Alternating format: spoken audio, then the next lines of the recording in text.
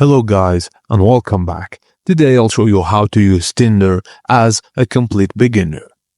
Firstly, download the Tinder app from your Play Store or App Store. Once installed, create an account using your phone number or your email. Fill in the required informations, then carry on to the next steps. Now, tap on the profile icon to start editing. Add a real photo and complete your bio to stand out, and fill out in details like interests, relationship goals, job titles, and education. You can also add your Instagram if desired. Now, Tinder offers free Tinder Plus, Tinder Gold, and Tinder Platinum options. You can start with the free version or upgrade if you want to. Now, swipe right if you're interested in someone and left if you're not. You need to both swipe right on each other to match and start messaging.